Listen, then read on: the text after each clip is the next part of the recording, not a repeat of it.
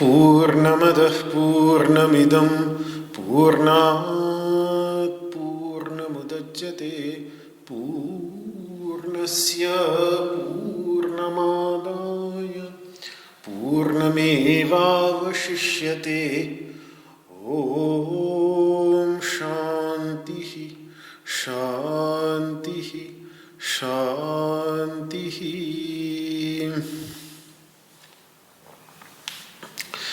वसुदेवसुतं देवं कंसचाणूरमर्दनं देवकी परमानन्दं कृष्णं वन्दे जगद्गुरुं।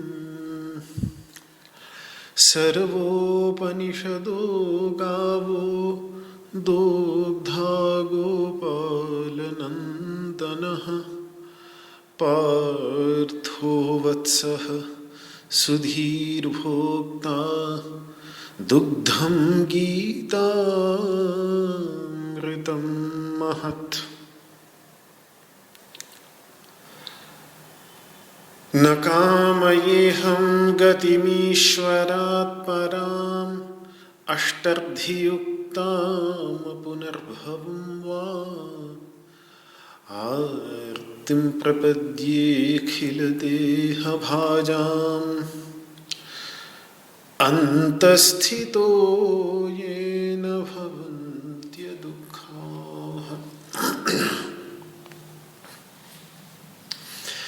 विश्वं दर्पणदृश्यमाननगरी तुल्यं निजान्तर्गतम्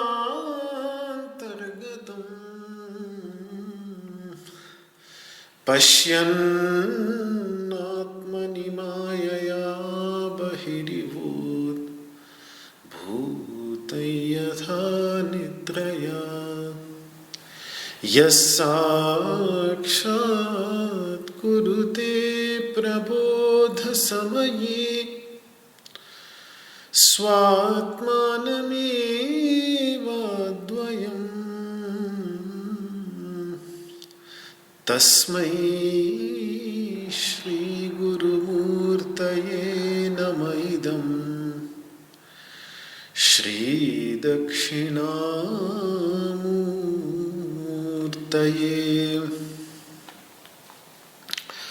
ॐ शान्तिः शान्तिः शान्तिः।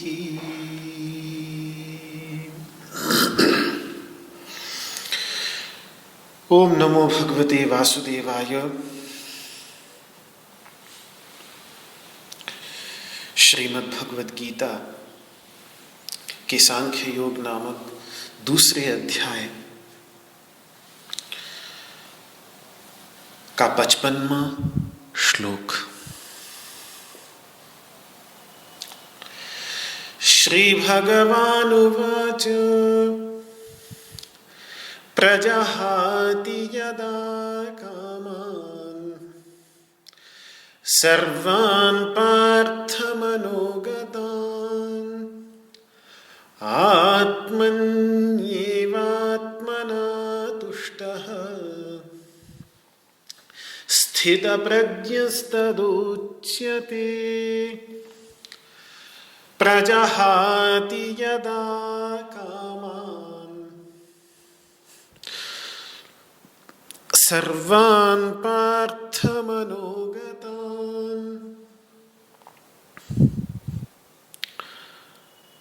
आत्मन्येवात्मना तुष्टः स्थितप्रज्ञस्तदुच्यते। प्रजहाति यदा कामान् सर्वान् पार्थमनोगतान् आत्मन्येवात्मना तुष्टः स्थितप्रज्ञस्तदुच्यते।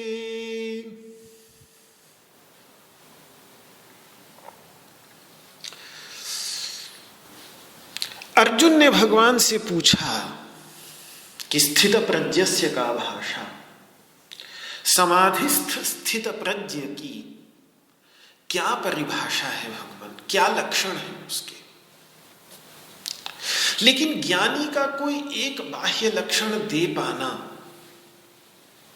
जिसके आधार पर उसे पहचाना जा सके, कठिन ही नहीं बल्कि बिल्कुल असंभव है। कुछ ज्ञानी तो पहचान में आ भी जाएं कि ये ज्ञानी है, कुछ तो ऐसे हैं कि हम आप धोखा खा जाएं।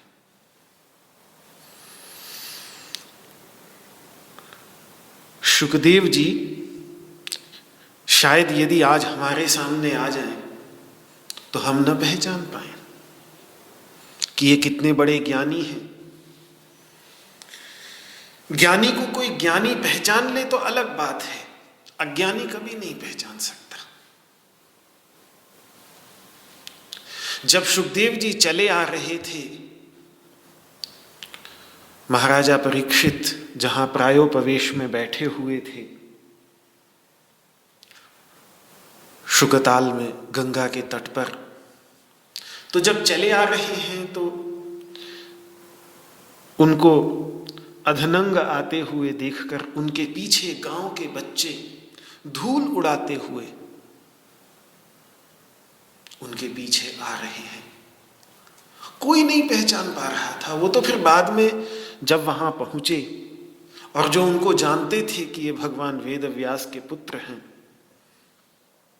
तो जब वहां जो भी ऋषि मुनियों की, ब्राह्मणों की सभा बैठी हुई थी महाराजा परीक्षित के चारों ओर, वो उनको देखते के साथ खड़ी हो जाती है, तो फिर उन पर जो बच्चे धूल उड़ा रहे थे, कोई पीछे से कुछ कर रहा था, कोई हंस रहा था, कोई मजाक उड़ा रहा था, वो एकदम से सकपका गए कि अरे ये तो कोई और है। भगवान शंकराचार्य के 4 शिष्यों में से एक हस्तामलकाचार्य, जिन्होंने हस्तामलकीयम जैसा अद्भुत ग्रंथ और संभवतः ऋग्वेद पर भाष्य लिखा है, उनकी ज्ञान की अवस्था को उनके माता पिता तक भी न पहचान पाए। जड़ भरत जी की अवस्था प्रसिद्ध है। तो ज्ञानी बाहर से दिखने में बिल्कुल उन्मत्त भी हो सकता है, बिल्कुल पागल जैसा दिख सकता है। हम आप उसकी आंतरिक अवस्था को जान ही नहीं पाएंगे कि ये स्थित प्रज्ञ है। बाहर से दिखेगा कि वो बिल्कुल पागल है। वृंदावन में पागल बाबा जी का मंदिर और आश्रम कितना प्रसिद्ध है। समय पहले इतिहास पढ़ रहा था उसका, तो बड़े भक्त हुए। पहले जज थे, किसी कोर्ट के किसी केस में बतलाते हैं कि स्वयं भगवान ने आकर उनको गवाही दी। पता चला उनको तब जाकर उनके जीवन के अंतर्गत एक जो मस्ती छाई और एक जो पागलपना आया, उस पागलपने के परिणाम स्वरूप वो वृंदावन में आए। वहां बची खुची पत्तलों की झूठन खुद खाते भंडारों में, और आधी झूठन ठाकुर जी को ले जाकर अर्पित कर देते। लोग बहुत समझाते कि भगवान के साथ ऐसा नहीं करते, लेकिन फिर भी वो न माने। और अंत में एक दिन जब सब पत्तलों को पोंछ पांछ कर एक निवाला इकट्ठा किया और अपने मुख में पत्तलों में कुछ छोड़ा ही नहीं किसी ने कि ये पागल ठाकुर जी को झूठन खिला न सके, फिर भी पोंछ पोंछ कर एक निवाला इकट्ठा किया और अपने मुंह में डाला।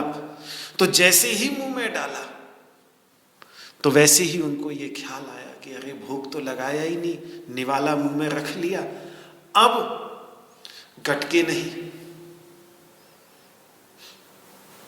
क्योंकि अगर निवाला अंदर चला गया तो मैं पहले खा लूंगा तो ठाकुर जी का अपमान हो जाएगा, अगर थूका तो अन्न का अपमान हो जाएगा। अन्न भी ठाकुर जी और ठाकुर जी तो ठाकुर जी हैं, तो निवाला मुंह में लेकर ही ठाकुर जी के चरणों का ध्यान कर रहे थे। तो उस समय भगवान उनके सामने प्रकट होते हैं और मुस्कुराते हुए कहते हैं कि आज तक तो तूने मुझे लोगों का झूठा खूब खिलाया, आज अपना भी झूठा खिला दे। तो उनकी आंखों से वो अश्रु रुकने का नाम नहीं लेता। रोते रोते कहते हैं बाल गोपाल के चरणों में गिर पड़े और वहीं उन्होंने अपने प्राण त्याग दिए। तो वही वो जज हैं जो पहले जज थे, वो पागल बाबा के नाम से वृंदावन में प्रसिद्ध हुए। आज कितना बड़ा दिव्य स्थान, भगवान का मंदिर, अद्भुत मंदिर, वृंदावन का अद्भुत मंदिर बना हुआ है पागल बाबा के नाम से। तो कौन पहचान पाया? कोई नहीं पहचान पाया। और ऐसे पागल बाबा यहां ऋषिकेश में भी थे। बचपन में मैं देखता था। एक तो मस्तराम बाबा जी तो बड़े प्रसिद्ध थे ही, परम संत। 89 में जब उनका शरीर छूटा तो उससे पहले दर्शन करने का सौभाग्य मिला। उन्हीं की कुटिया के पास में एक पागल बाबा भी थे, यहां भी थे ऋषिकेश में। बोलते नहीं थे। गंगा तट में जाना, गंगा जी में डुबकी लगाना एक अलग ही उनकी अवस्था। गीता कुटीर में, जो यहाँ की स्वर्गाश्रम की गीता कुटीर है, उसमें वो रहते थे। तो हम तो बचपन में उनको पागल ही समझते थे। तो छोटे बच्चे होते थे तो जैसे ही वो दूर से दिख जाते थे तो हम भाग जाते थे। हमें लगता था पागल है, पता नहीं क्या करेंगे। लेकिन जैसे जैसे बड़े हुए समझ में आया तो देखा क्या अद्भुत अवस्था उनकी। तो ऐसे पागल बाबा प्राचीनतम भारत से हमारी संस्कृति की महान निधि रहे हैं। ऋग्वेद तक में उन्मदिता मौने ये, अपने मौन भाव से, मुनि भाव से हम उन्मदित हैं, हम उन्माद को प्राप्त हो चुके हैं, हम पगला चुके हैं। शरीरे दस्माकम यूयम मर्तासु अभिपश्यत। तुम मरण धर्मा लोग केवल हमारे शरीरों को ही देखते हो, हमें नहीं देखते। उन्मदिता मौने ये, मौन के कारण उन्माद को प्राप्त हो चुके ऐसे प्राचीन महर्षि रहे हैं भारतवर्ष में। और इस प्रकार के, ये जो अंग्रेजी में एक शब्द इसके लिए है डिवाइन मैडनेस, दिव्य पागलपना, इस पर बहुत कुछ लिखा जा चुका है। बहुत शोध, ऐतिहासिक शोध भी किया है। एक गूगल करके विकिपीडिया का लेख ही देख लेंगे तो इस विषय पर बहुत कुछ समझ में आ जाएगा। पूरे विश्व की सभी महान परंपराओं में ऐसे दिव्य संत हुए हैं, चाहे सूफियों में मस्त फकीर हों, तिब्बत में 1000 साल पहले एक ऐसे ही पागल बाबा मिलरेपा, बड़े विश्व प्रसिद्ध हैं उनके उपदेश, इतने प्रसिद्ध हैं। ड्रुक्पा कुनले ने तो पूरा का पूरे भूटान पर इतना प्रभाव डाला कि आज भूटान में जो बौद्ध धर्म का भगवान बुद्ध के उपदेशों का प्रचार है और आज भी उसको विश्व के सबसे प्रसन्न राष्ट्रों में से एक माना जाता है, प्रसन्नतम राष्ट्र में से एक माना जाता है। तो उसको भी बुद्ध के उपदेशों की ओर लाने वाले एक ऐसे ही पागल थे। तो कहने का मेरा तात्पर्य, चीन में भी 1200 साल पहले ध्यान की परंपरा में जिससे ज़ेन निकला है, हान शान के नाम से बहुत ही प्रसिद्ध पागल कवि,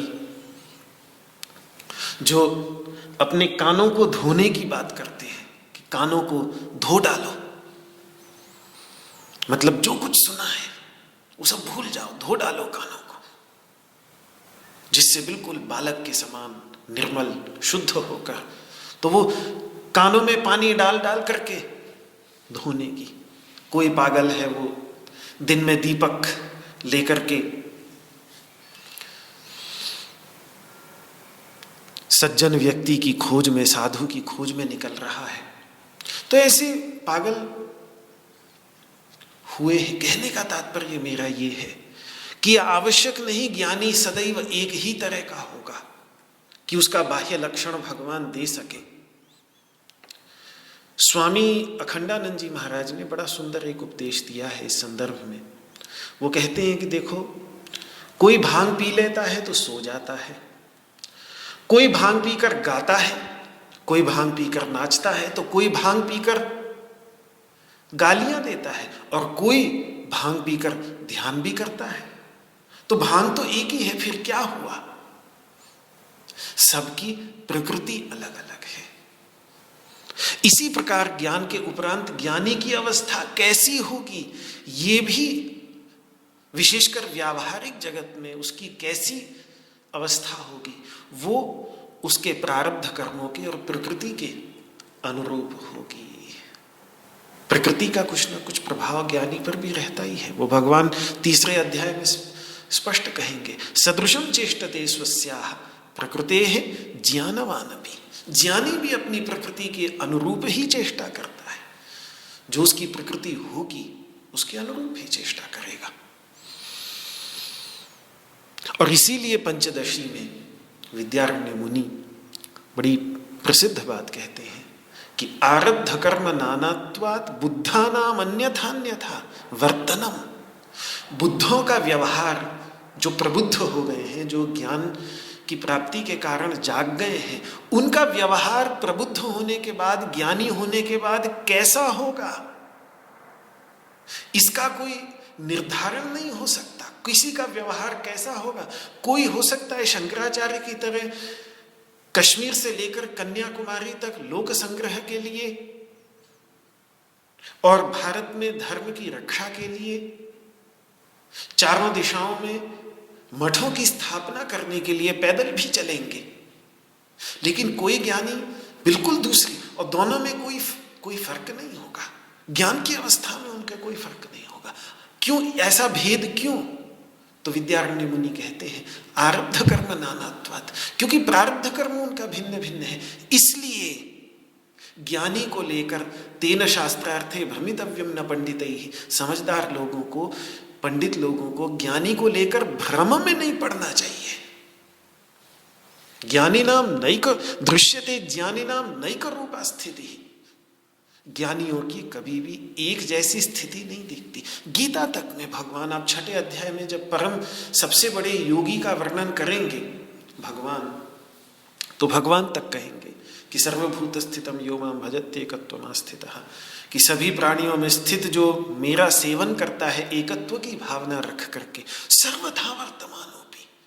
वो फिर व्यवहार चाहे जैसा करे, कर्म का त्याग करे, कर्म करे, अगर कर्म करता है तो विहित कर्म करे, निषिद्ध कर्म करे, इससे फर्क नहीं पड़ता।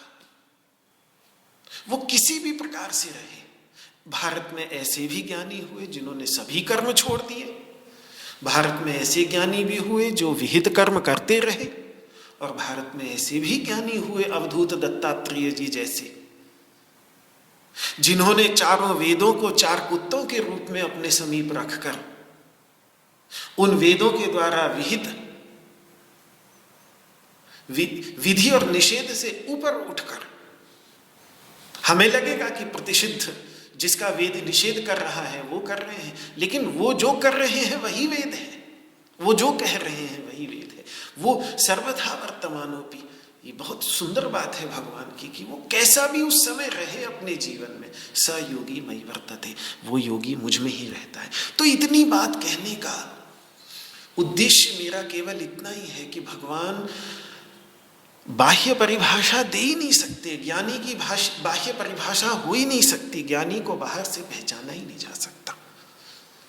कोई पहचाने तो केवल वो जिसने स्वयं उस अवस्था को चखा हो, उस अवस्था के प्रभावों से परिचित हो, वो पहचान ले। हस्तामलक को देखते के साथ भगवान शंकराचार्य पहचान गए कि ये तो परम ज्ञानी है, पागल नहीं है। इसके माता पिता इसको पागल समझ रहे हैं, ये तो परम ज्ञानी है।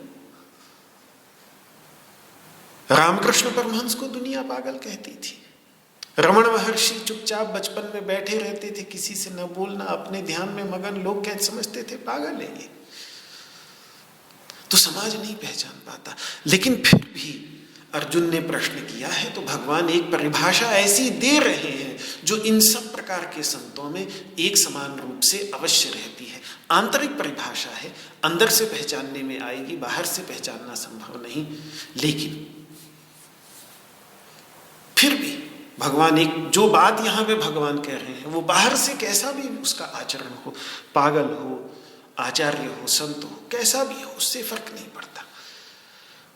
पर अंदर से उसकी जो अवस्था होगी वो ऐसी होगी कि प्रजाहाति यदा कामान सर्वान पार्थ मनोगतान, मन में विद्यमान कामनाओं से वो ऊपर उठ चुका होगा। अच्छा, भगवान यहाँ केवल कामनाओं के लिए कह रहे हैं, लेकिन केवल कामना नहीं, काम के साथ क्रोध भी आ जाएगा।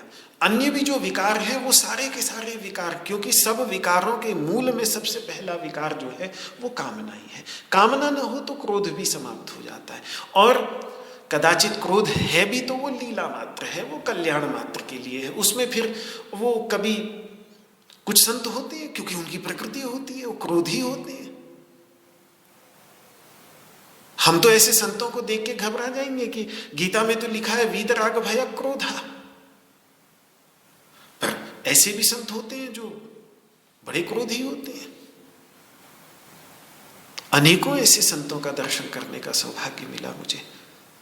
क्रोध आता है लेकिन उनके क्रोध में किसी के प्रति घृणा द्वेष नहीं होता, आया और समाप्त। उस समय उस क्रोध को सहन कर ले तो उस व्यक्ति का कल्याण होता है।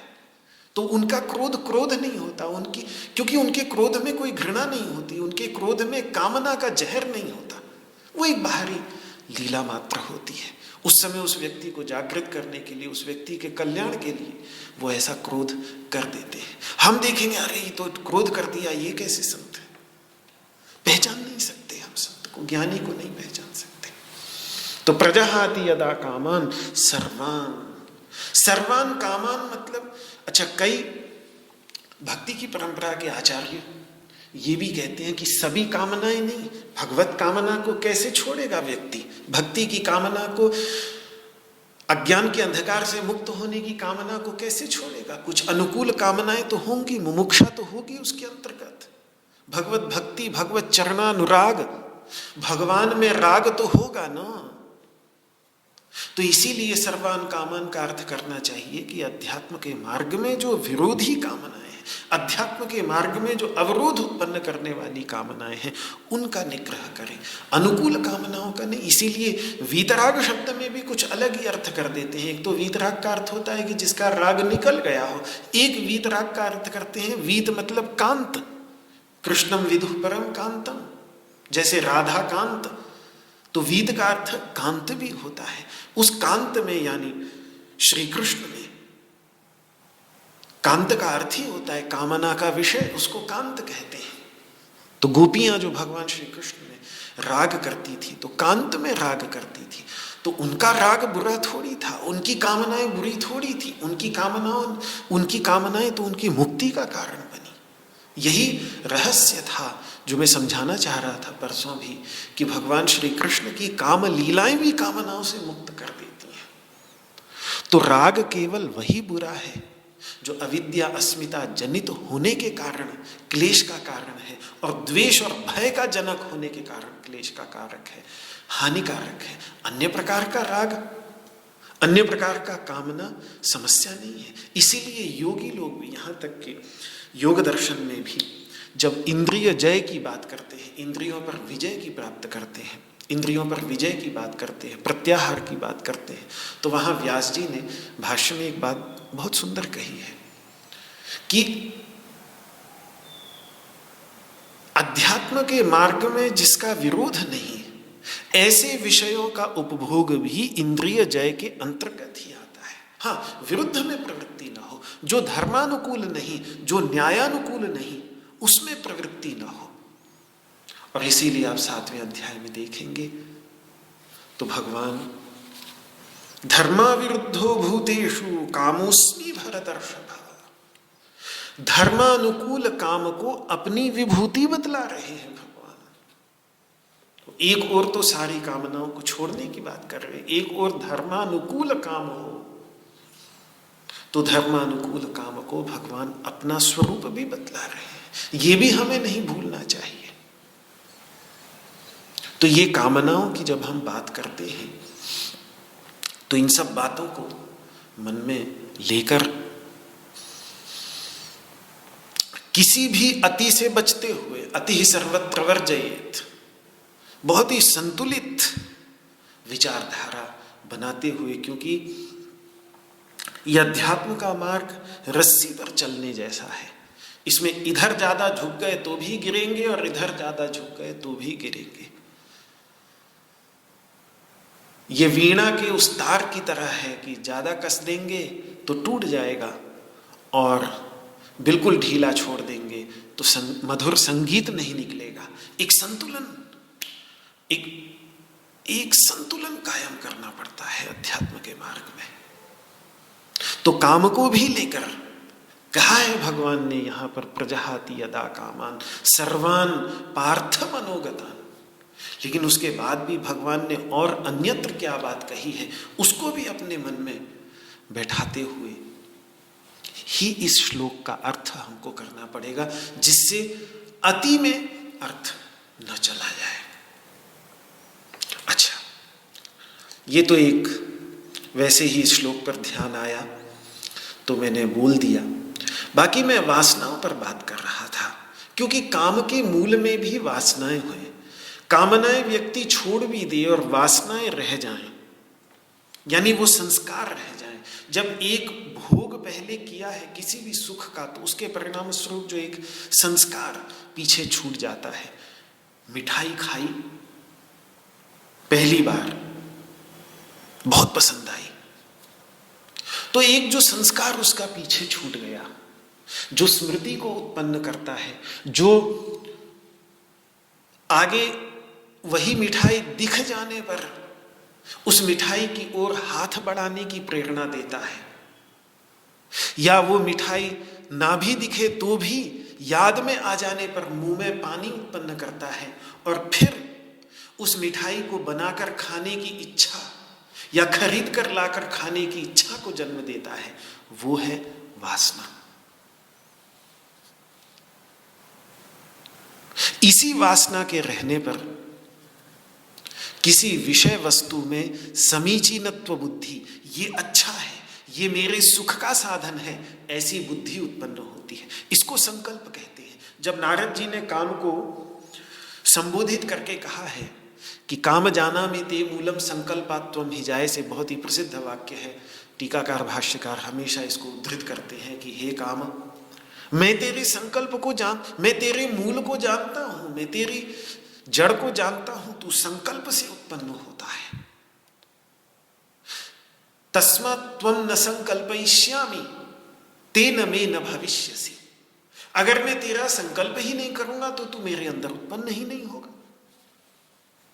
तो ये संकल्प वास्तव में है क्या? ये संकल्प है किसी विषय पदार्थ में ये अच्छा है, ये मेरे सुख का साधन है, ऐसी बुद्धि जो उत्पन्न हो जाती है। और जब ये अच्छा है, ये मेरे सुख का साधन है, ये मेरे इष्ट का साधन है, ऐसा विचार जब उत्पन्न हो जाता है तो इसको संकल्प कहते हैं। और यही संकल्प फिर काम का, कि ये सुख का साधन मुझे प्राप्त हो, ऐसी कामना, ऐसी इच्छा को जन्म देता है।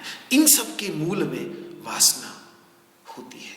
वो वासना के देखिए, अंदर से भूख होगी तभी तो भोजन प्यारा लगेगा ना, और तभी तो भोजन की इच्छा होगी। अगर अंदर से भूख ही ना हो तो आप ले जाकर भोजन रख दीजिए उसके सामने, व्यक्ति देखेगा, अरे नहीं अभी इच्छा नहीं हो रही है। जबरदस्ती मुंह में डाल भी दोगे तो 10 कमियां निकालेगा कि इसमें मीठा नहीं, इसमें नमक कम है, इसमें ये नहीं है, वो नहीं है, क्योंकि भूख नहीं है। और जब भूख लगेगी तो नमक कम भी होगा, मिर्च मसाले कम भी होंगे, तो क्या अद्भुत स्वाद आएगा, क्योंकि अंदर से भूख है। तो ऐसे ही विषयों में ये मेरे सुख के साधन है, ये बुद्धि उत्पन्न ही तब होती है जब हमारे अंतर्गत वासना। तो वासना वास्तव में वो अंदर की भूख है, जिसके कारण फिर इच्छा अभिव्यक्त होती है। तो इन वासनाओं का परित्याग कैसे होगा, इन वासनाओं का अभाव कैसे होगा, कैसे? क्योंकि प्रजाहाति में प्र से केवल कामनाओं का नहीं, बल्कि कामनाओं का पूर्ण परित्याग, मतलब मूल सहित परित्याग, मतलब वासनाओं सहित परित्याग जिसने कर दिया है। तो ये वासनाओं के परित्याग पर बहुत चिंतन किया है योग के आचार्यों ने। कैवल्यपाद में, जो कैवल्य का अध्याय है, 4वां अध्याय योग सूत्र का, उसमें एक सूत्र है, बड़ा गंभीर चिंतन का सूत्र है। हेतुफलाश्रयालंबनै ही संगृहीतत्वाद येषाम् अभावे तदभावः। वासनाओं के प्रसंग में ही जहाँ अनंत वासनाओं का निरूपण कर रहे हैं, वो वासनाओं का ही प्रसंग है। 3-4 सूत्र वहाँ सारे के सारे वासनाओं के ही हैं। तो वहाँ महामुनि पतंजलि बतलाते हैं कि देखो, ये जितनी वासनाएं हैं ये हैं तो अनंत, पर अनंत को समेटने की कुशलता महामुनि पतंजलि में, असंख्य को भी 2-4 की संख्याओं में समेट लेने की कुशलता महामुनि पतंजलि में अद्भुत है। और ये सांख्य दर्शन की दी हुई योग्यता है उनकी, क्योंकि सांख्य दर्शन भी यही करता है।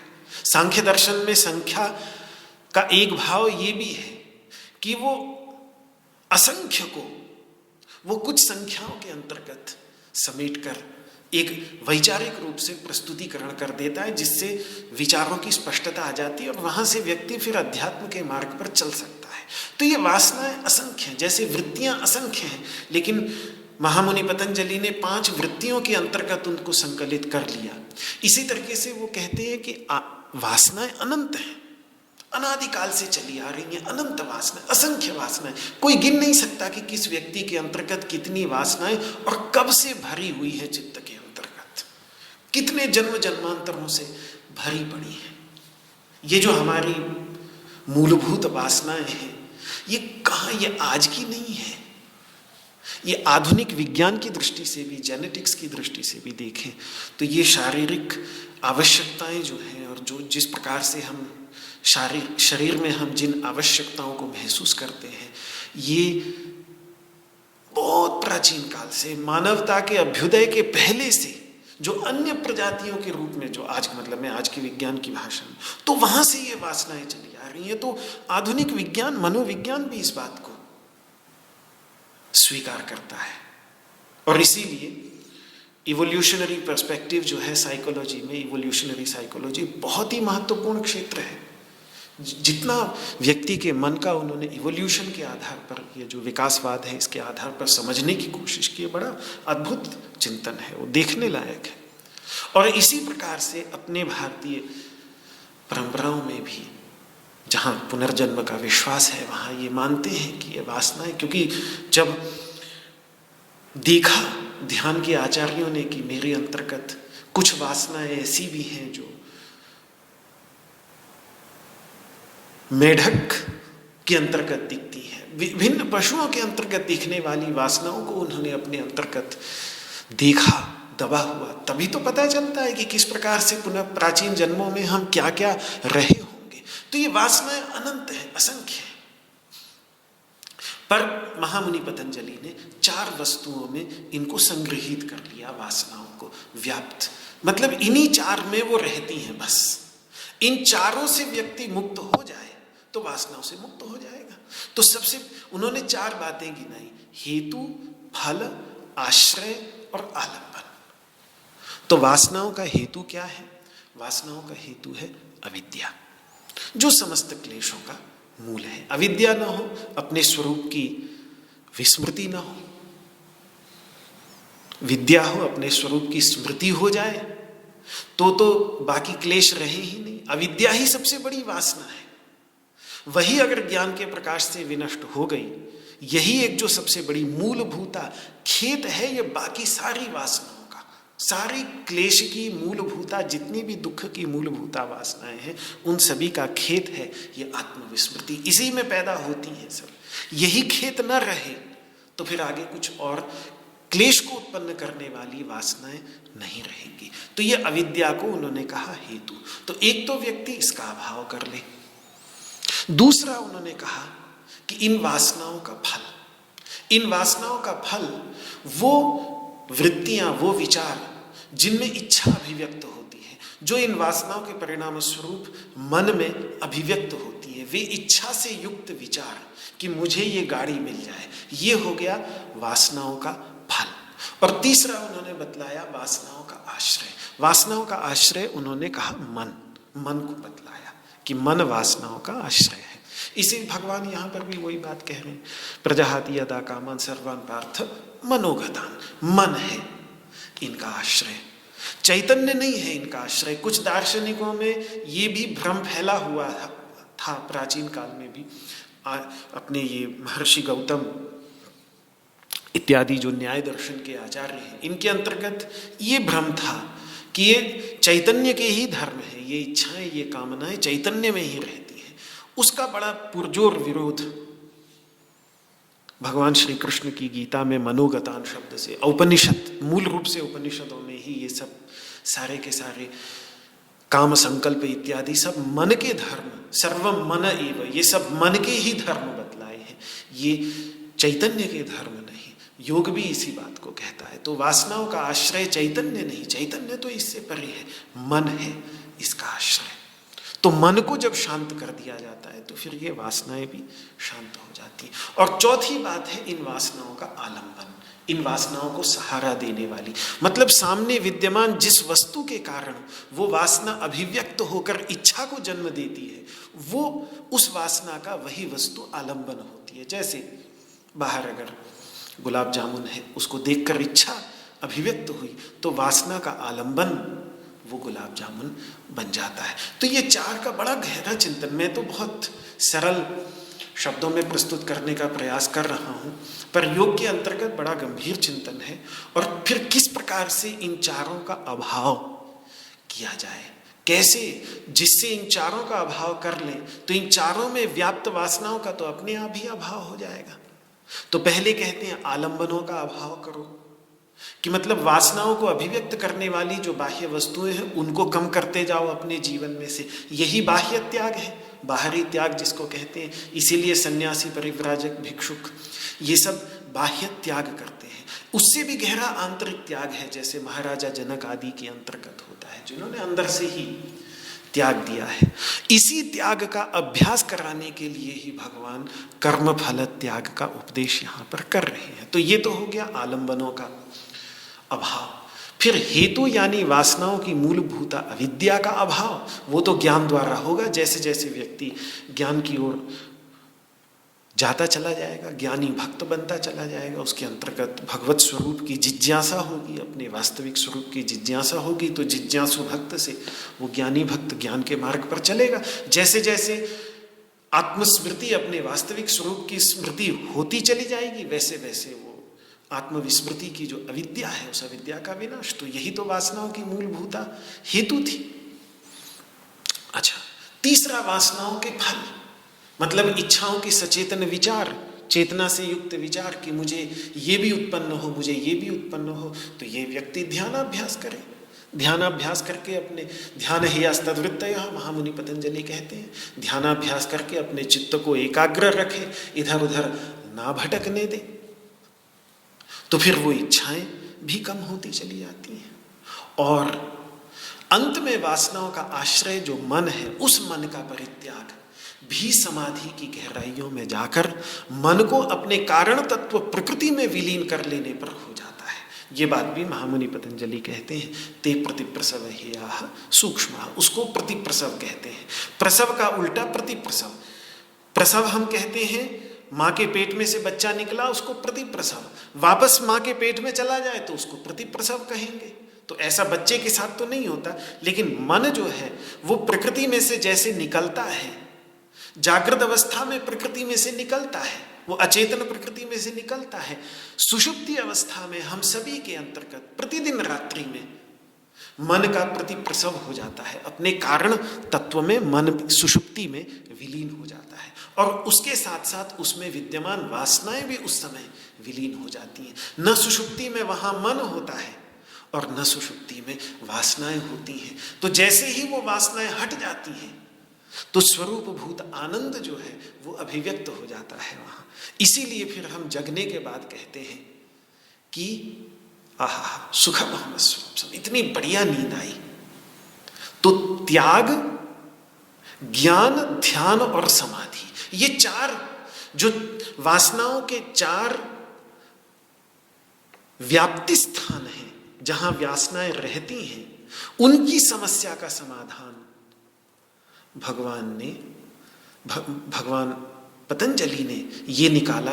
त्याग, ज्ञान, ध्यान और समाधि, इन चार साधनों के द्वारा वासनाओं का आमूल विनाश, जो भगवान यहां प्रजाहाति के कह रहे हैं। तो जिसने त्याग भी किया, शुरुआत वहीं से है, कर्मफल त्याग से, ज्ञान भी प्राप्त किया, ज्ञान को परिपक्व करने के लिए और ज्ञान में एकाग्रता स्थापित करने के लिए ध्यान भी किया, और ध्यान की गहराइयों में उतरकर समाधि की अवस्था तक को प्राप्त हुआ। और ये समाधि में जो प्रतिप्रसव कहा, ये कोई सुनने में लगता है बहुत बड़ी बात होगी, लेकिन मैंने कहा ना, हम सब लोगों के अंतर्गत रात्रि में सुषुप्ति अवस्था में वहां पहुंच जाता है। हम सब का अंतर्गत वो प्रतिप्रसव, बस वहां प्रकृति करती है, हम सचेतन पूर्वक नहीं करते, तो उस समय उस आनंद का अनुभव नहीं कर पाते, क्योंकि उस समय हम खुद बेहोश हो जाते हैं। बाद में उस अनुभूत आनंद को याद तो करते हैं, लेकिन उस समय होश नहीं होता। तो मतलब स्वर्ग चले गए हम, लेकिन बेहोशी में।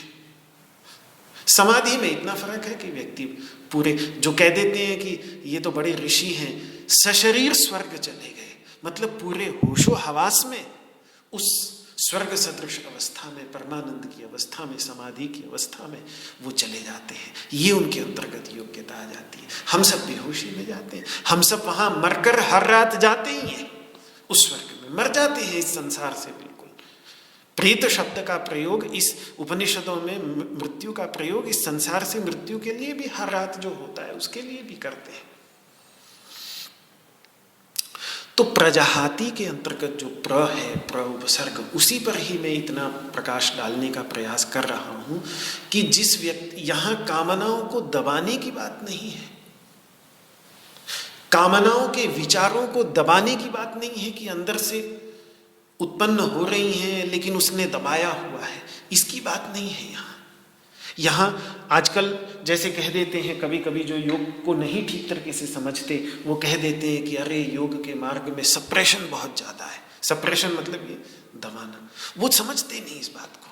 यहाँ तो आगे आप देखेंगे, रसवर्जम रसोप्यस्य परम दृष्टवा निवर्तते, आगे और इस पर भगवान स्वयं प्रकाश डालेंगे।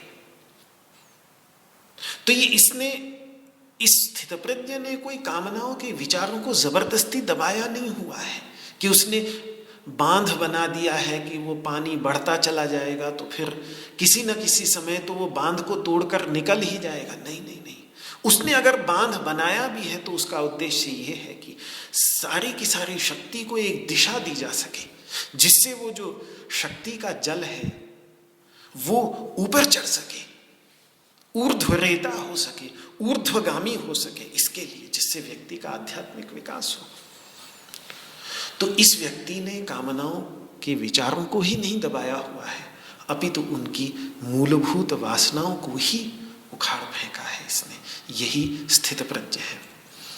तो इन वासनाओं के परित्याग की चर्चा करते समय एक और गहरी बात जो मैं अंत में कहना चाहूंगा वो ये है कि समाधिस्थ स्थित प्रज्ञ तो शुभाशुभ यानी दोनों प्रकार की वासनाओं का परित्याग कर देता है, क्योंकि जब मन ही विलीन हो गया समाधि की गहराइयों में जाकर, निर्विकल्प समाधि की गहराइयों में जाकर मन ही अपने कारण तत्व में बिल्कुल वैसे ही विलीन हो गया जैसे सुषुप्ति अवस्था में हो जाता है।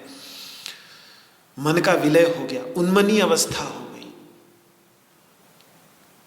तो उस पर आश्रित किसी भी प्रकार की वासनाएं वहां तो रह ही नहीं सकती। वहां तो न शुभ वासनाएं रहेंगी न अशुभ वासनाएं रहेंगी। लेकिन जो व्युत्थित स्थित प्रज्ञ है, जो समाधि से निकला हुआ स्थित प्रज्ञ है, व्यवहार की दशा में विद्यमान स्थित प्रज्ञ है, उसके विषय में थोड़ी विशेष बात कहना आवश्यक है। व्युत्थित मतलब जो उठने बैठने बोलने आदि व्यवहार में लगा हुआ है, वो स्थित प्रज्ञ शुभ वासनाओं का यानी निर्मल वासनाओं का परित्याग तो कर देता है, लेकिन फिर भी उनके अनुसार व्यवहार करता रहता है। अब ये कहेंगे आपकी या आपने क्या बात कर दी कि एक तरफ उसने निर्मल वासनाओं का परित्याग भी कर दिया और दूसरी तरफ उनके अनुसार व्यवहार भी कर रहा है। अशुभ वासनाएं, जो मलिन वासनाएं हैं, वो तो सब उसने छोड़ दी। वो तो साधना का उद्देश्य ही ये था कि अपने को मलिन वासनाओं से मुक्त कर ले। पर जो निर्मल वासनाएं हैं, जो शुभ वासनाएं हैं, उनका भी वो परित्याग तो कर देता है, लेकिन व्यवहार उनके अनुसार करता रहता है। ये मैं नहीं बोल रहा हूं, ये मुक्तिकोपनिषद में भगवान राम स्वयं बोल रहे हैं। पर आप कहेंगे ये संभव कैसे है? तो ये ऐसे संभव है कि वो उन शुभ वासनाओं में आसक्त नहीं होता, उन शुभ वासनाओं में संग नहीं करेगा। वो शुभ वासनाएं आ गई, चली गई, तो वो उनके प्रति आसक्त, वही गुणातीत की अवस्था जो 14वें अध्याय में भगवान कहेंगे कि प्रकाशम च प्रवृत्तिम च मोहमेव च पांडव न द्वेष्टि संप्रवृत्तानि न निवृत्तानि कांक्षति। प्रकाशात्मिका सात्विकी अवस्था आ भी जाए उसकी और वो हट जाए, तो फिर वो आकांक्षा की ये बनी रहे, ऐसी आकांक्षा नहीं, चली गई कोई बात नहीं, तो आसक्त नहीं होगा वो उसके प्रति।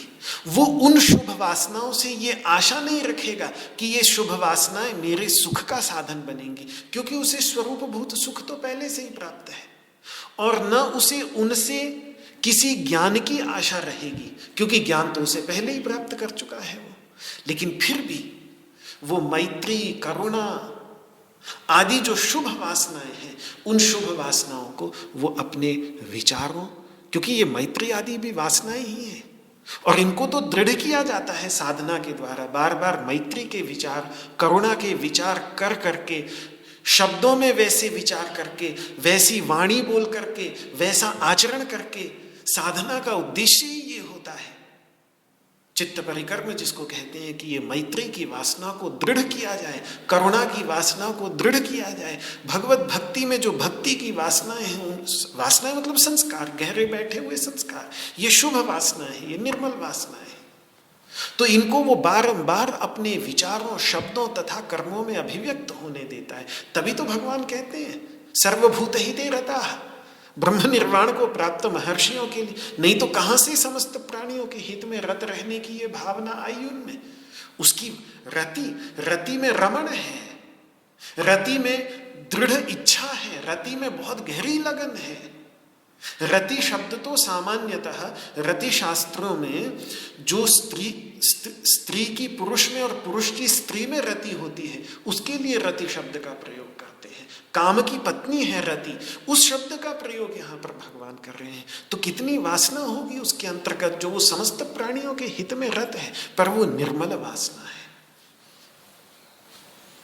अद्वेष्टा सर्वभूतानां मैत्रः करुणा एव च, वहां पर भी भगवान मित्र और करुण, अपने जो भक्त, परम भक्त की चर्चा करते हुए, तो सविकल्प समाधि में, सहज समाधि में, व्यवहार दशा में व्युत्थित जो स्थित प्रज्ञ होगा, वो हालांकि अपनी निर्मल वासनाओं में भी आसक्ति नहीं करेगा, उसको उनसे कोई आशा नहीं है कि ये मेरे सुख का साधन बनेंगी या इनसे मुझे ज्ञान प्राप्त होगा। नहीं, वो सब तो स्वरूपभूत सुख को प्राप्त कर गया। अब उसको किस वृत्ति से जनित किस सुख की आशा होगी?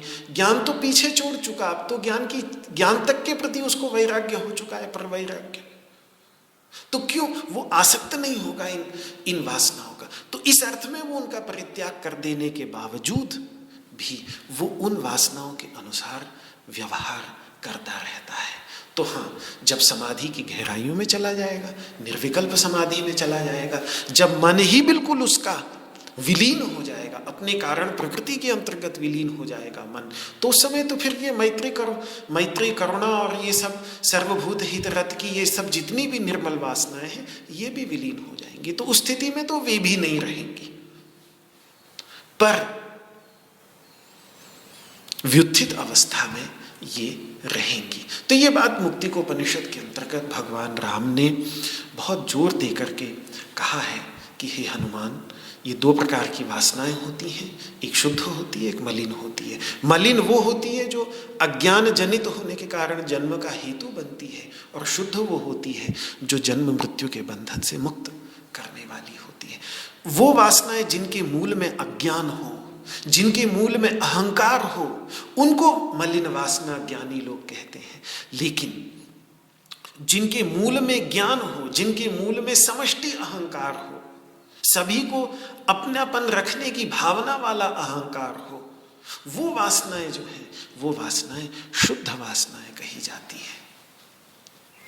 तो पहले विषय वासनाओं का परित्याग करे साधक, और इनका परित्याग करने के लिए मैत्री आदि जो अमल निर्मल वासनाएं हैं उनका आधार ले, और फिर वो ये बात कहते हैं कि ता अप्यतः परित्यज्य। उसके बाद मैत्री आदि निर्मल वासनाओं को भी छोड़ दे, लेकिन ताभिर व्यवहारन भी, व्यवहार करता रहे उन वासनाओं के अनुसार। तो मैं इस बात पर इसलिए इतना जोर दे रहा हूं क्योंकि हमें इन श्लोकों को देखना है साधक के दृष्टिकोण से। हमें ये तो जानना नहीं कि फलाना अगला व्यक्ति स्थित प्रज्ञ है कि नहीं है, इसके लिए हम इसको पहचाने।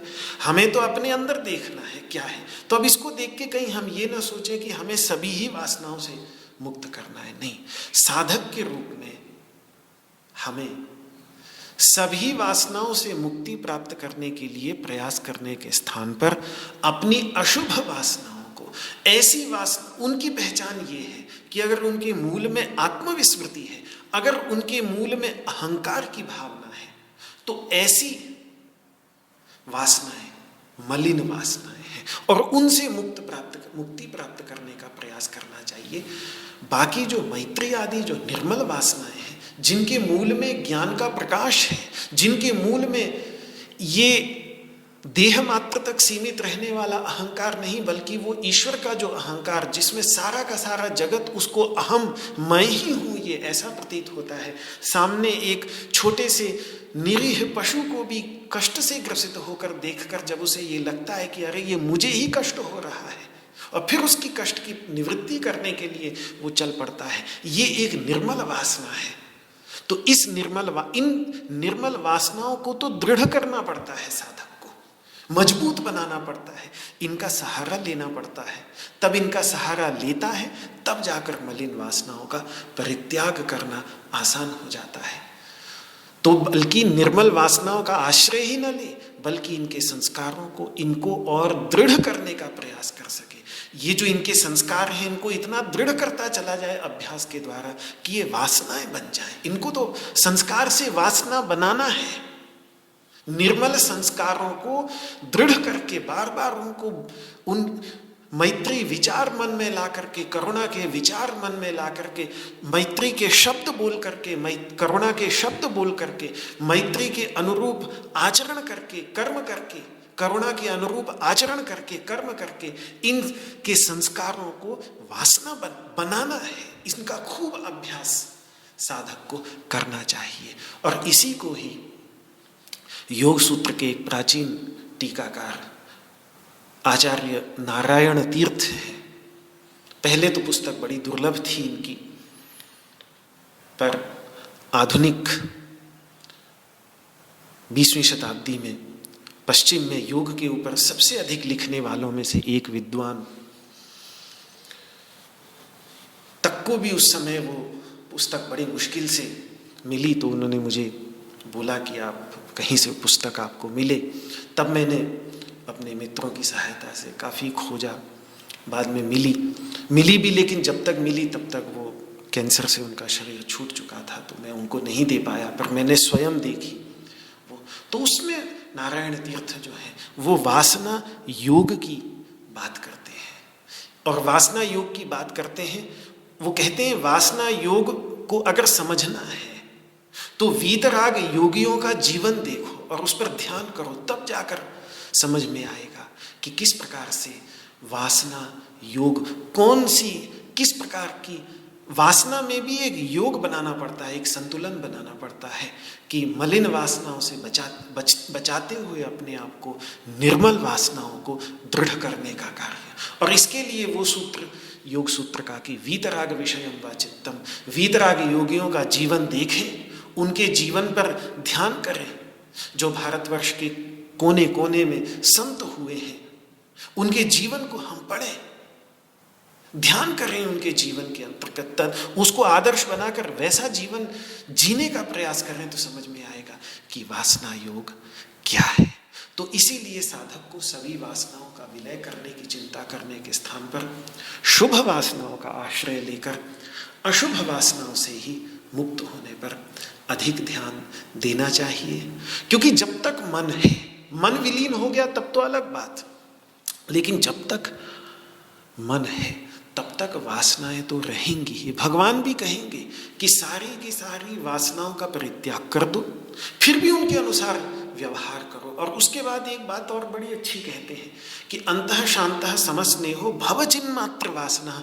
एक वासना वहां फिर भी भगवान राम ने हनुमान जी के बोलते हुए छोड़ दी कि चिन्मात्र वासन हो जाओ, एकमात्र वासना, ये भी एक वासना ही है। सभी निर्मल वासनाओं तक का परित्याग कर देने के बाद भी एक वासना जो समाधि की गहराइयों में भी रही आएगी, वो है चिन्मात्र वासना।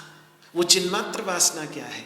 चिन्मात्रमेव चिन्मात्रम अखंडैक रसम रसम सर्ववर्जित चिन्मात्रम ब्रह्ममात्रम असन्नहि।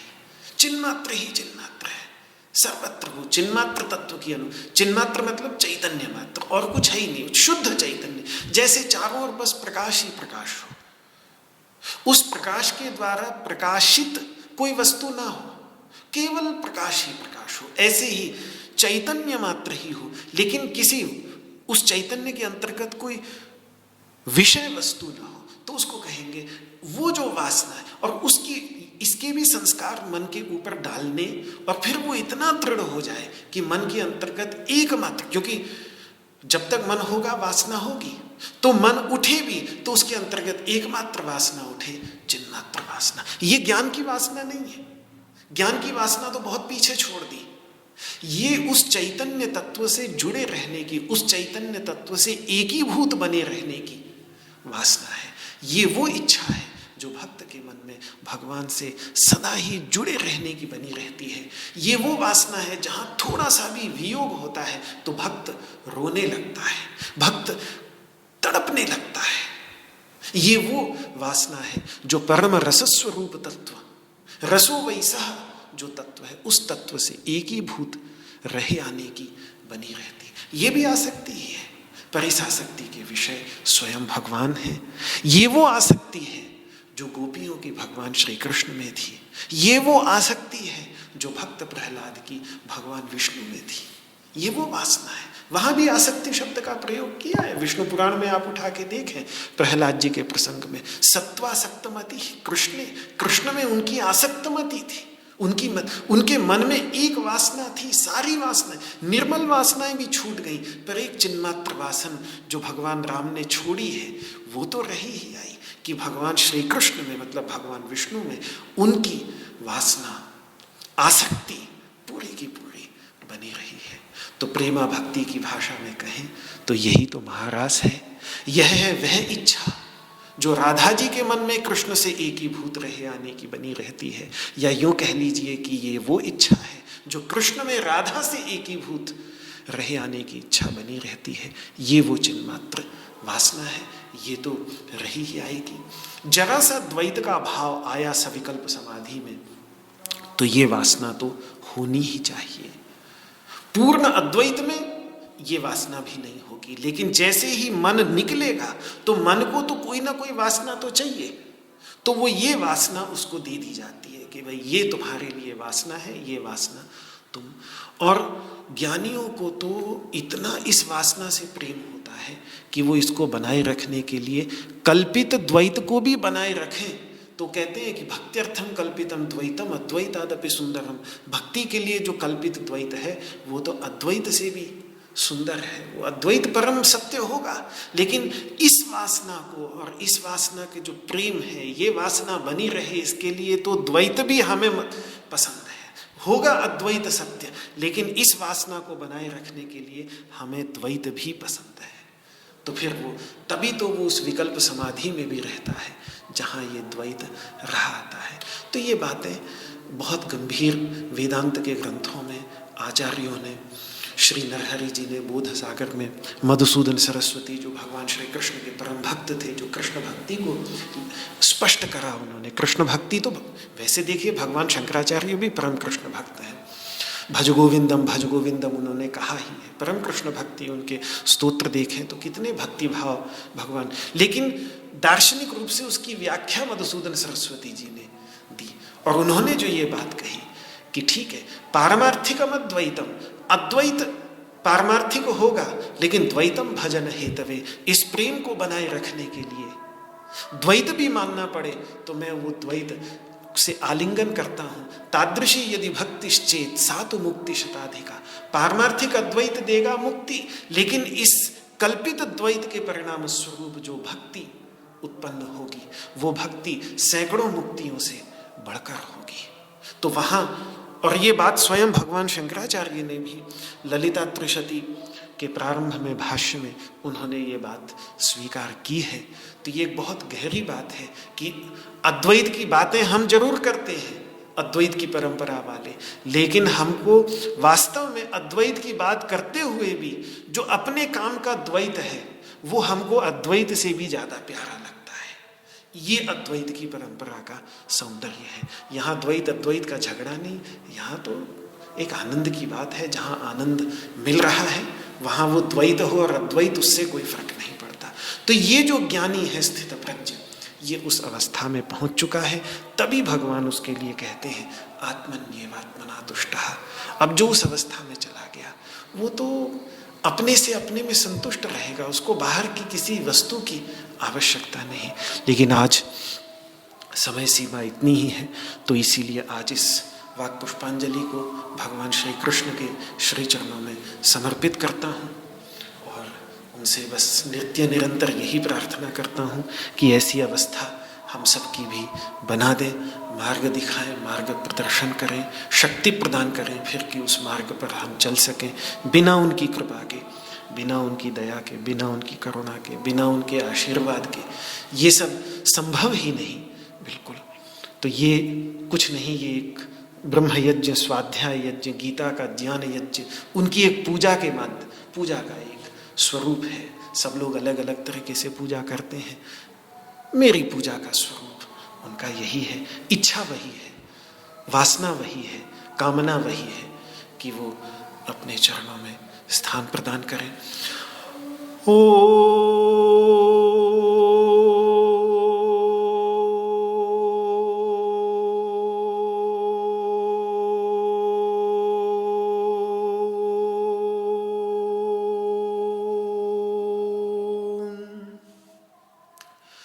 सर्वे भवन्तु सुखिनः, सर्वे सन्तु निरामयाः, सर्वे भद्राणि पश्यन्तु, मा कश्चित् दुःखभाग् भवेत्।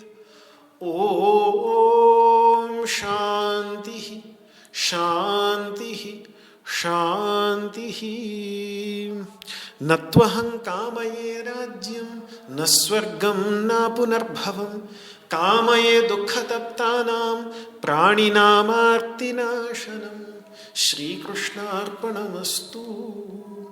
आपको मेरा हाथ जोड़ करके प्रणाम। जय श्री कृष्ण, जय श्री कृष्ण, जय श्री कृष्ण।